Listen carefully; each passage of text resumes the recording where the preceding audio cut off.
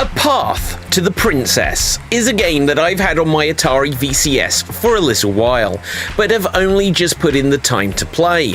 It's a short but sweet puzzle game where you control a heroic prince who has to rescue a princess.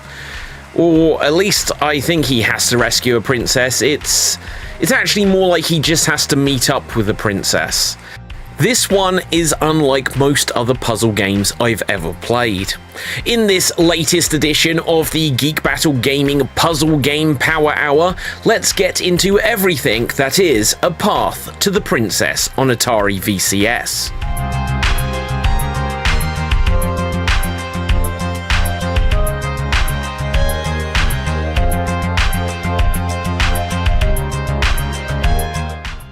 Path to the Princess is one of a few games that I've now looked at on my channel from Metgan Games, who made the likes of Metgan Traffic Mission and the highly enjoyable Doodle Taxi, which I reviewed around a year ago.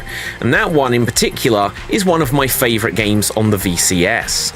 Now, I believe I'm correct in saying that these games are essentially made by just one or perhaps two people. The credits for the game say a game by Ahmet Aydemir, if I'm pronouncing that correctly, and I apologise if not.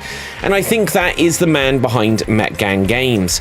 It does also say artwork by Senna Bostanci, but even if there are a couple of people involved, I'm always impressed by 3D games from solo or near solo indie developers. This is a short game, but it was also very cheap to buy on the Atari VCS, and for its single player campaign you could probably beat it in around half an hour.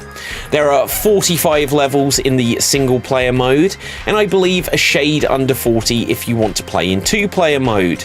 Now, I think I'm correct in saying that the stages may be unique between single and two-player mode, so in theory you could get more mileage out of the game if you play with a friend, or even just set up for a two-player game and complete the additional levels as a one-player experience. Now, I'll explain more about the two-player mode presently though. The game sees you play as a generic-looking prince in a blue tunic with a red cape. When I first played it, it wasn't until I was actually quite near the end of the game that I realised it wasn't meant to be a superhero in a Superman-like costume. The camera does move, but mostly I just saw him from behind and thought he was Superman saving a princess. Why not? In the game, you stand on what looks like a US 9 ball that has been pinched off of a pool table. You stand on top of it and glide about on a grid and can only move in straight lines. Throughout each stage, you have to guide this nameless prince towards the end of the level where a princess awaits atop of a tower. Or a lighthouse. It looks more like a lighthouse.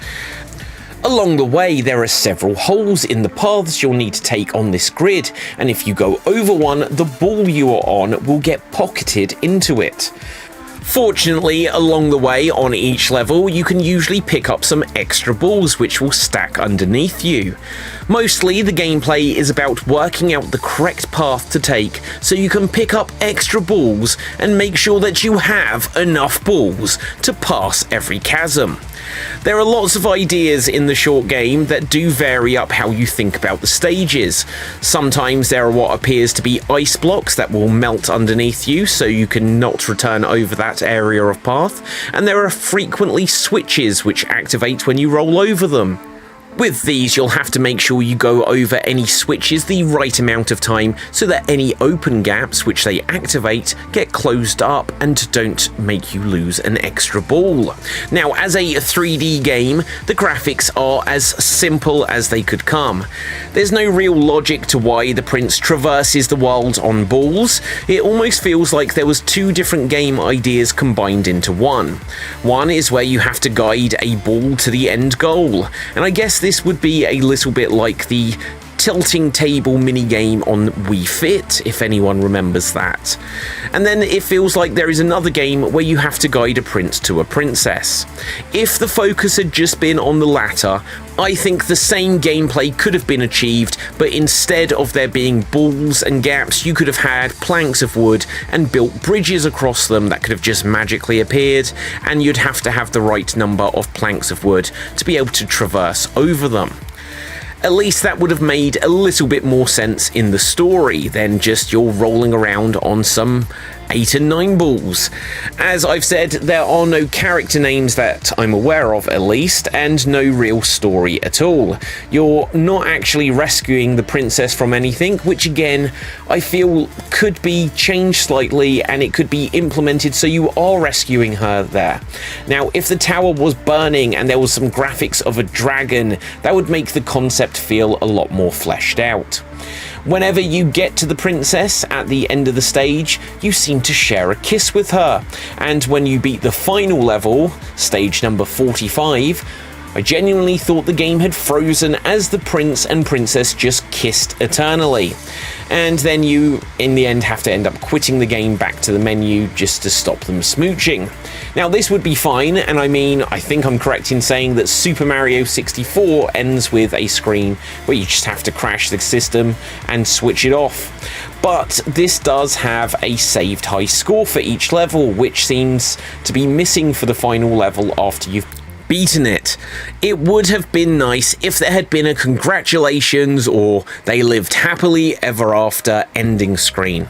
Although this brings me to the 2-player mode, where perhaps things don't end happily ever after for the prince and princess, because in 2-player mode you play in something of a race to get to the princess first, and presumably try to win her heart. The first player will play as the prince, and the second player plays as a court jester, which you'd never see in the game if you didn't put it into 2-player mode. And this court jester character kind of looks like a mix from the evil clown from the film Terrifier or Terrorizer, and the character from the game Pandemonium on the PlayStation 1. If anyone remembers that 2D, well, 2.5D platform game. In fact, speaking of Pandemonium, the graphics do somewhat remind me of it. They're very, very simple and look like HD graphics of the very earliest 3D games. That's okay for an indie game, and I like that it's a 3D game where you can move the camera to examine the stages and potential paths from a different angle, but truthfully, this game could be exactly the same gameplay-wise if it was 2D and from a top-down perspective. It has similar gameplay to the game Big to Small, which I reviewed on the Evercade last year, and now this is really going to bug me because both that game Big to Small and this game, A Path to the Princess, remind me of another game where you would slide across the screen until you hit a wall and had to work out the correct path based on this limitation. Now, if anyone knows any games that play similar to this, let me know in the comments. So this is a super cheap game on the Atari VCS, and I believe is also available on Steam. Now, for the price, it's worth getting for an easy to beat puzzler on the VCS, as there's not really anything like it on the Atari. I got it in a sale, which made it even more worth it. As I journey through different puzzle games, this one is certainly something different, if a little short. Maybe one day it'll get updated or we'll get a fleshed out sequel, but for the cheap game, you can't really go too wrong with it. So that's going to wrap things up for this video. If you haven't done so already, I would really appreciate if you would smash that subscribe button here on the Geek Battle Gaming YouTube channel. You can also check out the written article version of today's discussion over at www.xstreamed.tv/gaming, and do check out the channel for lots more reviews of stuff on the Atari VCS, and this is also part of my puzzle game Power Hour series where I'm looking at various puzzle games. So until next time, stay safe, always stay extremed, and ciao for now. Boom, and we're off the air.